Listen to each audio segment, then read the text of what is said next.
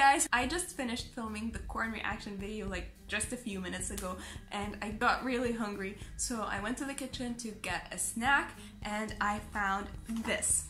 So I thought I could tell you the story about this candy which was one of the most racist candy up until recently because they changed its name. Just a disclaimer before I start this video, I'm not trying to be racist whatsoever, and that's probably why I'm just posting it on Patreon, because I know for a fact people will get the wrong impression. Like, you're white and stuff and you're talking about this. Like, technically I'm brown because I'm Arab, but yeah, I just don't want anyone to take this video out of context. I'm just telling you what the hell that was, because Arabs don't really know any better, because we've never had this never-ending issue of racism between black people and white people. We just never had that. So when times changed and people knew better, they changed the name of the candy. So this candy, as you can see, actually no, you can't see because it's in Arabic.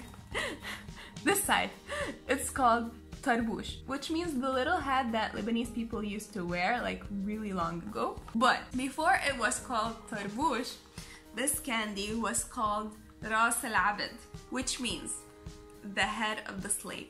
Okay, it really sounds bad, I know, but let me tell you something. Abd, which means slave, is actually a really common name here. Like, a lot of guys are called actually abd. That name is usually combined with another name, like you know, anime or something like that. So for example, Abdullah, God's slave, or Abd al-Karim, which means the generous slave. It's a super common name and not offensive at all around here. And as a 90s kid, I never really associated that name with the word slave because it's a really super common name. So technically when I was a kid, I would think, it's Abed's head. Like a guy called Abed, it's his head. But when times changed and Lebanon became a little bit more westernized, we kind of started learning more about American culture, and yeah, that was a big no-no for the name of this candy, and they changed it. So yep, they changed it to the name of that hat. The candy looks something like this.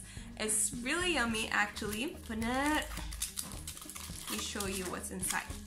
So that's the candy, okay? And when you eat it,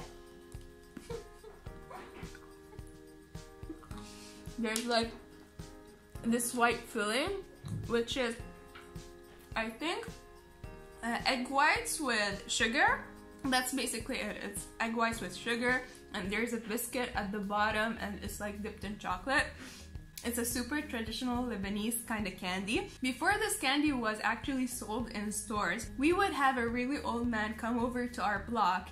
He would like start saying Karabish, Karabish, and like all the kids in the neighborhood would like go downstairs to meet the Karabish guy, which is basically this. Karabish is basically their legit original name as a candy. That's basically just a brand. But yeah, the old guy would come over with a big bucket of the egg whites with sugar, and he would get like ice cream cones, and he would have 2 dice. You would pay like 50 cents and then you roll a dice, and according to the number on the dice, you will get the same amount of Karabish ice cream cones. I am not lucky as a person. Like, I would always get a 1 and a 2, a 1 and a 2, or a 2 and a 2.